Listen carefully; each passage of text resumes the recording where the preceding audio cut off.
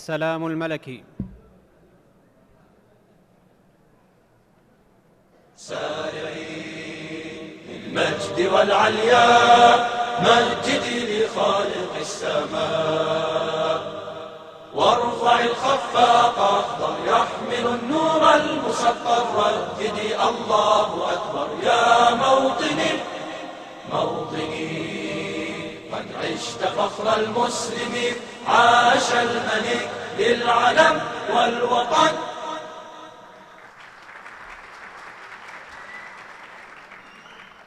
أعوذ بالله من الشيطان الرجيم. مثل الذين ينفقون أموالهم في سبيل الله كمثل حبة أنبتت 7 سنابل في كل سنبلة 100 حبة، والله يضاعف لمن يشاء والله واسع عليم. الذين ينفقون أموالهم في سبيل الله ثم لا يتبعون ما أنفقوا منا ولا أذى لهم أجرهم عند ربهم ولا خوف عليهم ولا هم يحزنون. قول معروف ومغفرة خير من صدقة يتبعها أذى، والله غني حليم.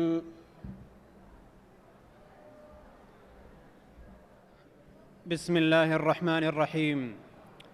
الحمد لله البر الجواد الكريم، ضاعف أجر الصدقة ووعد المنفقين بالخلف ورفعة الدرجات، وما أنفقتم من شيء فهو يخلفه وهو خير الرازقين.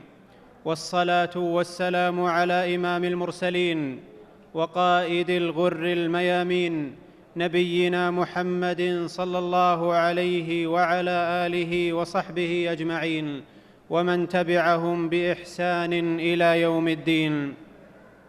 أما بعد، صاحب السمو الملكي الأمير الدكتور فيصل بن مشعل بن سعود بن عبد العزيز آل سعود، أمير منطقة القصيم، أصحاب الفضيلة، أصحاب السعادة، أيها الحضور الكريم، السلام عليكم ورحمة الله وبركاته. في هذا اليوم المبارك يحتفل مجلس إدارة جمعية البر الخيرية بالخصيبة بمقدم سموكم الكريم لتشريفهم بافتتاح باكورة المشاريع الاستثمارية للجمعية، قاعة القصر الذهبي للمناسبات والمؤتمرات، وتدشين الوقف الخيري. صاحب السمو، إن جمعية البر الخيرية بخصيبة إحدى الجمعيات التي حظيت بدعم سخي من لدن حكومة خادم الحرمين الشريفين الملك سلمان ابن عبد العزيز آل سعود وأعوانه، أيدهم الله وأدامهم عزاً للإسلام والمسلمين. كما أن لأهل الفضل والإحسان في بلادنا المباركة بادروا بدعم الجهات الخيرية الرسمية، ومنها جمعيتنا. ولقد حرص أعضاء مجلس إدارة الجمعية على إيجاد مصادر دخل استثمارية ثابتة يكون ريعها مستمراً دائماً، معيناً للجمعية على تحقيق أهدافها المرسومة لها. فكان هذا الصرح الشامخ قاعة القصر الذهبي الذي تفضل سموكم الكريم بافتتاحه، جعل الله ذلك في ميزان حسناتكم. صاحب السمو، أيها الحفل الكريم، كلمة الجمعية يلقيها نائب رئيس الجمعية الأستاذ فهد بن عليان الفريدي، فليتفضل على بركة الله.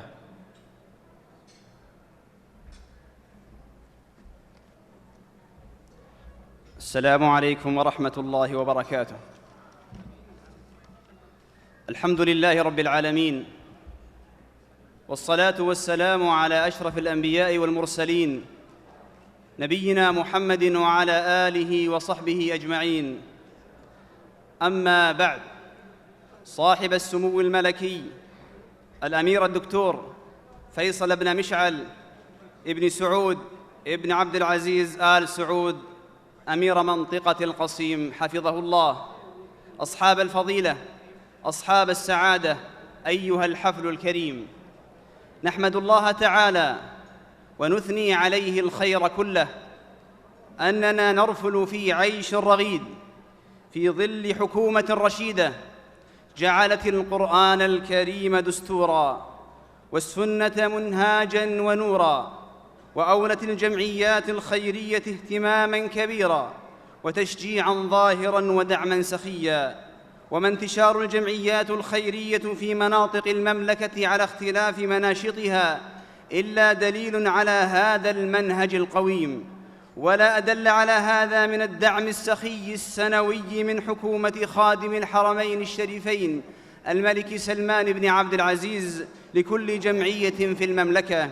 صاحب السمو جمعية البر الخيرية في خصيبة بمحافظة الأسياح من هذه الجمعيات التي تحظى بدعم سخي من لدن حكومة خادم الحرمين الشريفين لتقوم على سوقها وتؤدي رسالتها التي رسمت لها وأنيطت بها، وهي خدمة شريحة كريمة غالية في مجتمعنا من الأيتام والأرامل والمحتاجين، والتي تفتخر الجمعيات بدعمهم وإعانتهم بل وتأهيلهم ليكونوا لبنة صالحة لبناء مجتمعهم ودولتهم. صاحب السمو، تعتبر المشاريع الخيرية والأوقاف الاستثمارية إضافة إلى الدعم الحكومي ودعم أهل الخير، تعتبر هذه الأوقاف هي الأس الثابت والقاعدة الصلبة لاستمرارية العمل الخيري وعدم انقطاعه أو ضعفه. ومن هنا جاءت الخطة الاستراتيجية لمجالس إدارة الجمعية الخيرية في جميع دوراتها، والتي تنبع من رؤية المملكة العربية السعودية العملاقة رؤية 2030، بأن يكون لهذه الجمعيات ثوابت عقارية وأوقافاً استثمارية تدر بريعها على أعمال جمعية البر الخيرية. فكانت أولى ثمرات هذا التخطيط هذا الصرح الكبير، والذي قلت عنه يا صاحب السمو، والذي قلت عنه يوم تشرفنا بزيارتك، إنه معلم، وبإذن الله سأقوم بافتتاحه. فكان لهذه الكلمة صدى جميلا في نفوس العاملين، كيف لا، وقد جاءت الإشادة من قامة جمعت بين القيادة والعلم والتربية. فكان ما تمنينا بأن يفتتح أول مشروع وأن يدشن المشروع الآخر، مشروع الوقف الخيري للوصايا والأثلاث والأوقاف، على شرفكم رعاكم الله، فنسأل الله ألا يحرمكم أجر عملكم هذا. صاحب السمو، أهل الخير في بلد الخير كثير، ولولا توفيق الله تعالى ودعم حكومتنا الرشيدة وبذل أهل الخير من التجار والموسرين، لولا هذا ما قامت جمعيات الخير بأعمالها ولا استكملت خدماتها. ومن هذا المنبر تشكر جمعية البر الخيرية بالخصيبة جميع الداعمين والمتبرعين، وتدعو لهم بأن يبارك الله لهم في أموالهم وأوقاتهم. صاحب السمو، عندما يبادر المسؤولون بتذليل الصعاب لأعمال البر ويشجعون منسوبي الجمعيات الخيرية على المضي قدما في عمل الخير، إنما هو دليل على روح التكاتف وعنوان الالتحام بين أطياف المجتمع بكافة. وهذا ما رأيناه نحن كعاملين في الجمعيات الخيرية من مسؤولي الدوائر الحكومية حفظهم الله في محافظة الأسياح، بداية من محافظ الأسياح الأستاذ محمد بن علي العريفي، ورئيس مركز خصيبة الشيخ غازي بن علي بن حماد، وجميع رؤساء الدوائر الحكومية، كل ذلك من أجل خدمة أهلنا المحتاجين ورغبة في المشاركة في عمل الخير، والله لا يضيع أجر من أحسن عملا. وفي الختام، جعل الله لك يا صاحب السمو في كل خطوة خطوتها في افتتاح هذه المشاريع الخيرية حسنة، وأن يجزيك عنا خير الجزاء، وصلى الله وسلم وبارك على نبينا محمد.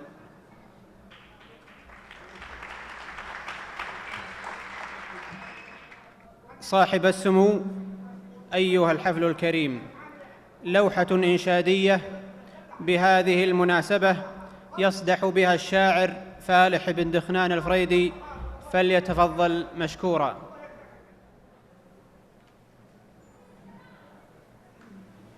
لبيه يا سيدي سمعا على الطاعة، حنا أهل العزم والأركان محمية، بلغ ملكنا السلام وكلنا اتباعه، جدد ولنا بصدق العهد والنية، بسمعنا بنجم سهيل لماعة، تشريفكم ليلة بالجود مسية، أميرنا منهل الإنجاز وإبداعه، لسيرة بالمعارف غير مخفية، لسيرة بالمعارف غير مخفية. لبيه يا سيدي سمعا على الطاعة، حنا أهل العزم والأركان محمية، بلغ ملكنا السلام وكلنا اتباعه، جدد ولنا بصدق العهد والنية، جدد ولنا بصدق العهد والنية. جمعية خصيبة باليوم والساعة، تبني صروح بحرفية ومهنية، للمجتمع ركن عون وتسند إشراعه، الشاهد أنتم على هذا حضورية، الشاهد أنتم على هذا حضورية. عموم الأسياح ركن الخير مرباعه، أهل السبق في مجال الخير حصرية، واختامها الحمد شكر وافر باعه، صلوا على المصطفى آله وتبعيه، صلوا على المصطفى آله وتبعيه، صلوا على المصطفى آله وتبعيه.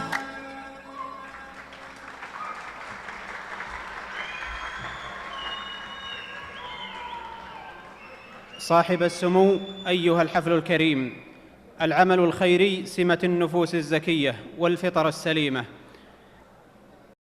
تأسيس الجمعية ومشاريعها وأعمالها نعرضها أمام نظر سموكم الكريم من خلال هذا الفيلم الوثائقي.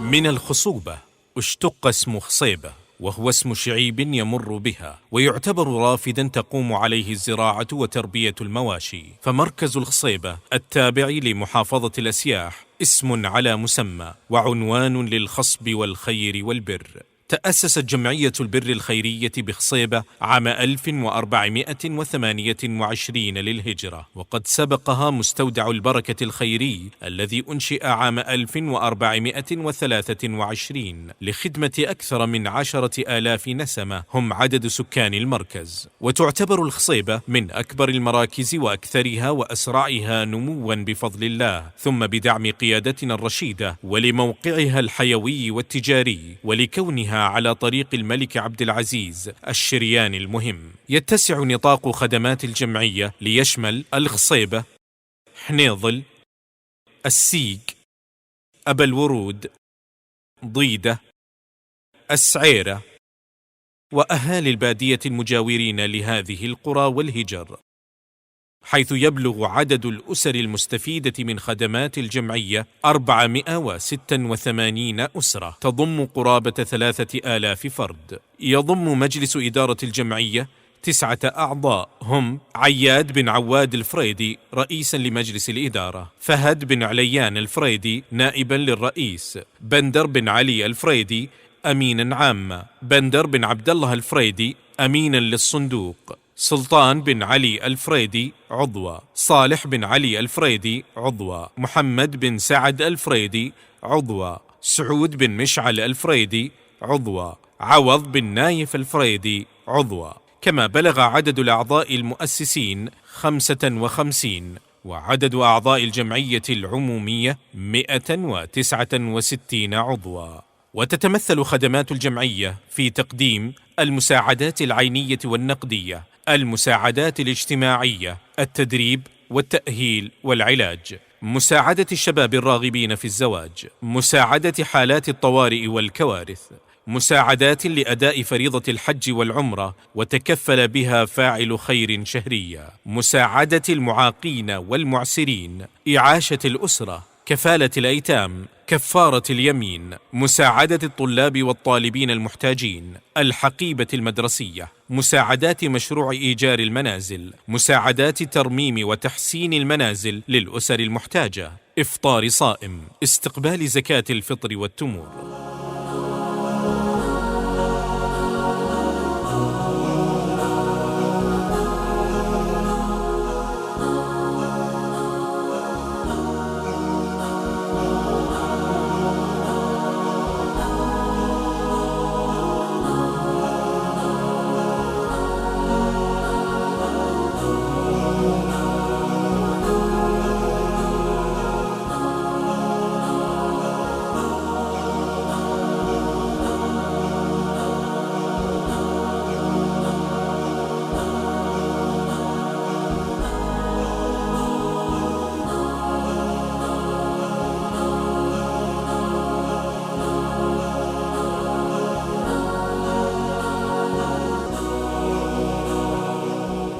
تتألف جمعية البر الخيرية بخصيبة من عدة لجان تقوم بدور كبير في تحقيق أهداف الجمعية، واللجان هي لجنة الخدمة الاجتماعية، لجنة المواد العينية، لجنة تنمية الموارد البشرية، لجنة تيسير الزواج والإصلاح الأسري، لجنة العلاقات العامة والإعلام، لجنة الاقتراحات والدراسات والمشاريع الاستثمارية، لجنة تنمية الموارد المالية، لجنة توزيع المساعدات النقدية.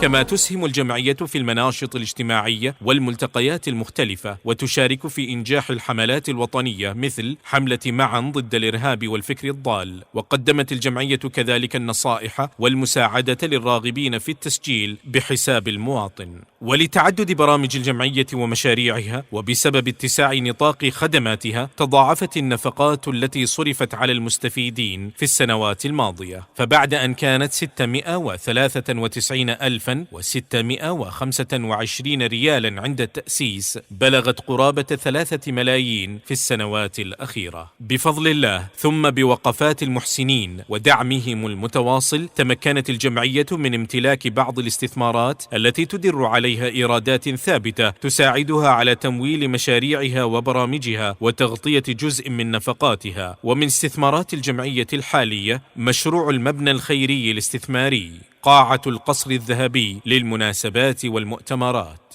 والذي تم تصميمه وتنفيذه وفق أرقى المواصفات ليضاهي أفخم القاعات الحديثة المتعددة الأغراض. وقد تم تزويد القصر بالتجهيزات الفنية والتقنية ليستضيف كافة المناسبات والحفلات والمؤتمرات والندوات. ومما يميز القصر الذهبي المساحة الواسعة والتي تبلغ 8000 متر مربع.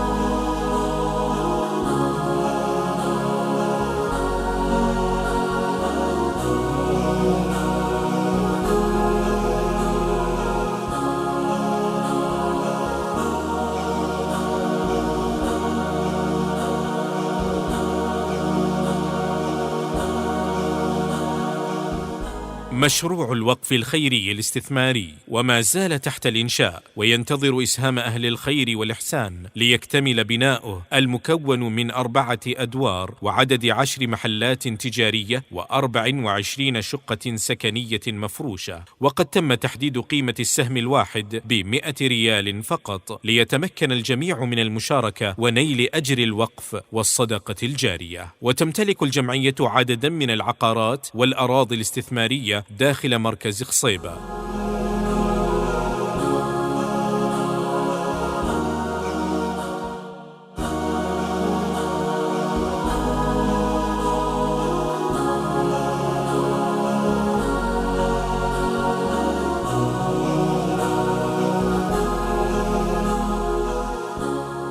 ومن الاستثمارات المستقبلية التي تمت دراسة جدواها شراء عقار لاستثمار آمن في إحدى مدن المملكة، إقامة مشروع تجاري على أرض مساحتها 880 متر مربع على شارع الملك عبد العزيز. حظيت الجمعية بزيارة وإشادة عدد كبير من رموز العلم والأكاديميين، ونالت على ثقة المسؤولين وإعجابهم، فالحمد لله أولا وآخرا، والشكر لله ثم لقيادتنا الحكيمة على دعمها لمواطنيها أينما كان موقعهم على خارطة هذا الوطن الحبيب. وما زيارة صاحب السمو الملكي الأمير الدكتور فيصل بن مشعل بن سعود بن عبد العزيز أمير منطقة القصيم لمقر الجمعية إلا تأكيد لهذا الدعم واستمرار لوقفات ولاة أمرنا حفظهم الله جميعا وبارك فيهم. صاحب السمو، مشروع الوقف الخيري هو أحد المشاريع التي تم بدء العمل فيه، وهو الآن ينتظر تدشين سموكم الكريم، فتفضل بتدشينه على بركة الله وتوفيقه. بسم الله وعلى بركة الله. أسأل الله سبحانه وتعالى يكون نافعا لجميع المستفيدين، وإن شاء الله تعالى احتساب الأجر من جميع إن شاء الله القائمين على هالجمعية. بسم الله. تم التدشين بنجاح. شكرا لكم يا سمو الأمير. مشروع الوقف الخيري في يوم 6/6/1438 تشرف أهالي مركز خصيبة وأعضاء ومنسوبو جمعية البر الخيرية بخصيبة بتدشين صاحب السمو الملكي الأمير الدكتور فيصل بن مشعل بن سعود بن عبد العزيز آل سعود لمشروع الوقف الخيري التابع للجمعية. والوقف مشروع استثماري يقع في موقع تجاري على طريق الملك عبد العزيز الحيوي في خصيبة، وقد تم تصميمه وفق أحدث المواصفات الهندسية ليضمن تحقيق أعلى مستوى جودة والعائد الاستثماري المستمر. يتألف المبنى من 4 أدوار، منها الدور الأرضي والذي يتكون من 10 محلات تجارية، والأدوار 3 العليا تضم 24 شقة سكنية، في كل دور 8 شقق مفروشة. ومساحة المشروع الإجمالية 1560 مترا مربعا. يهدف المشروع المبارك أن يكون وقفا مشتركا تجتمع فيه وصايا وأوقاف أهل الخير، وخاصة ممن لا يتمكن من إقامة وقف منفرد لضعف مبلغه وقلة ماله. فجاءت فكرة هذا المشروع لتجتمع هذه الأموال وتتوزع على هيئة أسهم، قيمة كل سهم 100 ريال، وسيتم تخصيص عائدات هذا الوقف وصرف ريعه على الفقراء والأيتام والأرامل، ليكون صدقة جارية لكل من ساهم فيه ابتغاء لوجهه الكريم.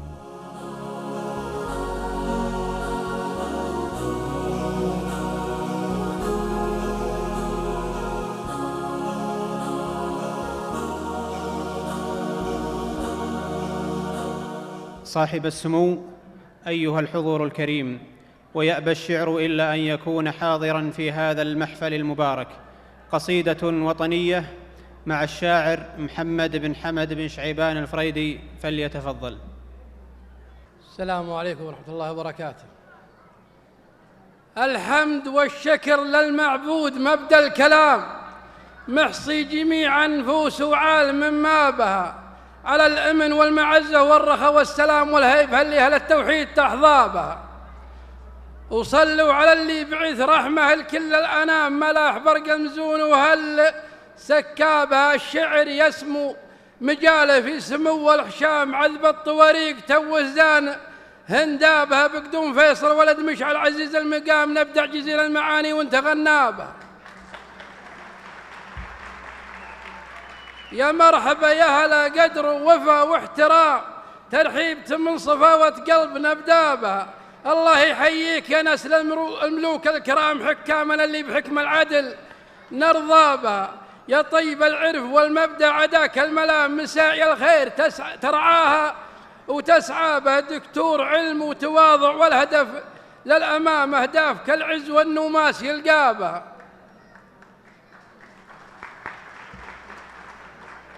بخصيبة يا هلا حييت شرع ونظام بسمة شباب أهل الديرة وشيابها، أخوان من عز دين الله جنود الإمام وموحد المملكة ومثبت أطنابها.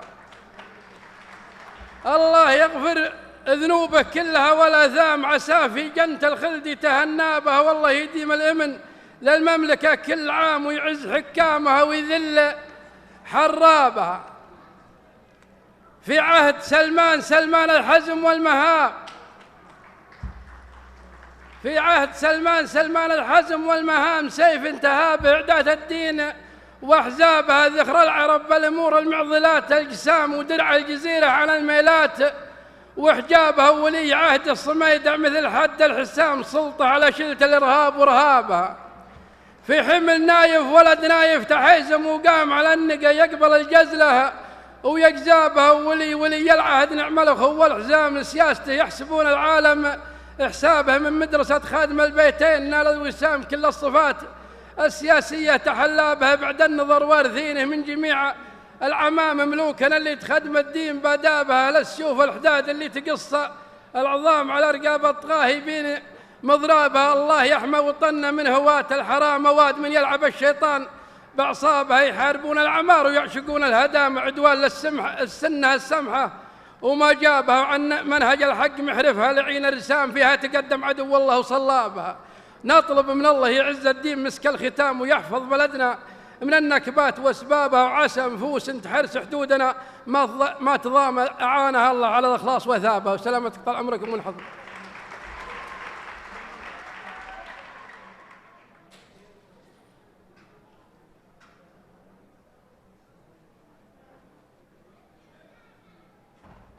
بسم الله الرحمن الرحيم، الحمد لله رب العالمين، والصلاة والسلام على أشرف الأنبياء والمرسلين سيدنا محمد وعلى آله وصحبه أجمعين. أيها الإخوة الأكارم، أهالي هذا المركز وأهالي هذه المحافظة الكرام، أيها الإخوة الزملاء، السلام عليكم ورحمة الله وبركاته. كم يسرني وجودي بينكم في هذا اليوم، وبافتتاح وتدشين مشاريع تنموية عملاقة، وبدون أدنى شك بأنني ما رأيت الحقيقة في هذه المحافظة وما رأيت في هذا المركز، وخصوصا هذه الجمعية، جمعية البر في مركز خصيبة، وما تقوم به الحقيقة من جهود موفقة ومقدرة، له دلالة على أن هناك اهتمام بالغ من الرجال المخلصين في هذا المركز وفي هذه الجمعية على أن تقوم هذه الجمعية بدورها على أكمل وجه. أنا أشكر الحقيقة الإخوة القائمين على استثمارات هذه الجمعية، ولا ننسى شكر الله قبل كل شيء، ثم دعم حكومة رشيدة، حكومة سيدي خادم الحرمين الشريفين الملك سلمان بن عبد العزيز حفظه الله، سمو ولي عهد الأمين وسمو ولي العهد، والجهات المعنية في دعم هذه الجمعيات والتوجيه الأمثل لكل موارد هذه الجمعية، لكل ما يخدم نشاطات هذه الجمعية. للجميع القائمين، رئيس مجلس الإدارة ونائب رئيس مجلس الإدارة وجميع أعضاء المجلس في هذه الجمعية، الدعاء بالتوفيق والشكر والتقدير على هذا النشاط. وأنا كما ذكرت سابقا بأن هذا القصر هو معلم من معالم هذه المحافظة، وأنتم تعلمون بأن هذا الطريق، طريق الملك عبد العزيز الذي يخترق هذه المحافظة، يعتبر طريقا دوليا يصل بين جميع المحافظات ثم يخرج إلى مناطق أخرى.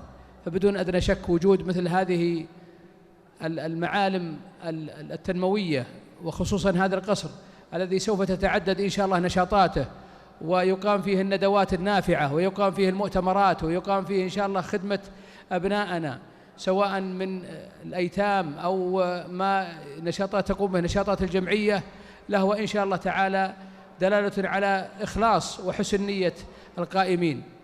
أوصيكم بتقوى الله سبحانه وتعالى جميعا، كما أوصانا سيدي خادم الحرمين الشريفين الملك سلمان على الاهتمام بكم وخدمتكم، وأن نكون دائما إن شاء الله عند حسن ظنه بكل ما يخدم المنطقة بصفة عامة وهذه المحافظة بصفة خاصة. أوصي الإخوان في هذه الجمعية على البحث عن المحتاجين والمتعففين، وفي نفس الوقت الاهتمام بالوصول إلى المحتاجين في أماكنهم. هناك الكثير من المحتاجين الذين لا يستطيعون الوصول إلى الجمعية ولكن يحتاجون من يصل إليهم، فهذا هو الحقيقة يعني توصيتي لهم، مع أنهم الحقيقة لا يحتاجون إلى مثل هذه التوصيات. للجميع مني التحية والتقدير، وأبارك لكم افتتاح هذا المعلم الكبير.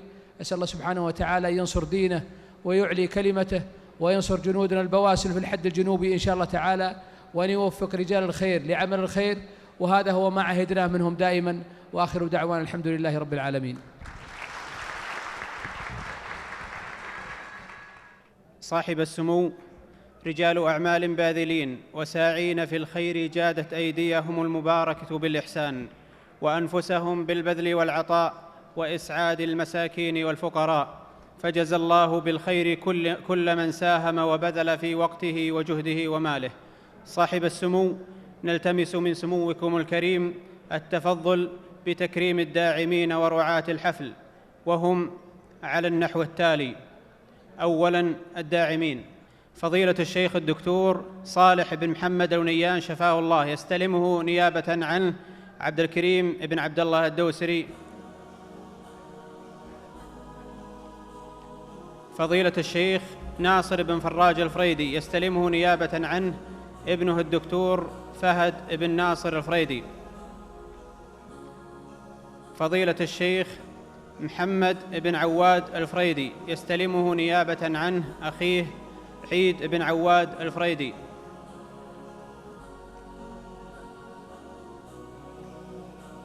الأستاذ ماجد بن عبد الرحمن الفريدي.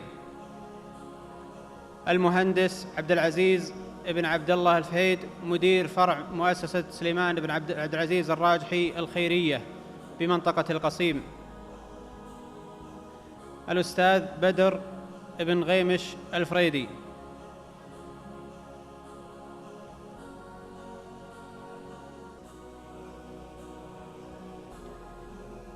ثانياً تكريم رعاة الحفل.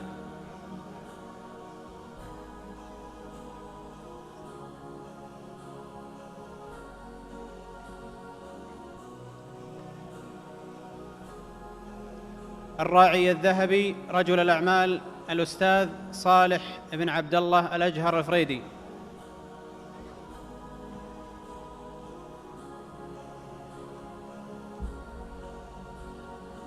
الراعي الفضي رجل الأعمال الأستاذ عبد الله بن علي السليم الفريدي. الراعي البرونزي رجل الأعمال الأستاذ سليمان بن عبد الله الشدوخي.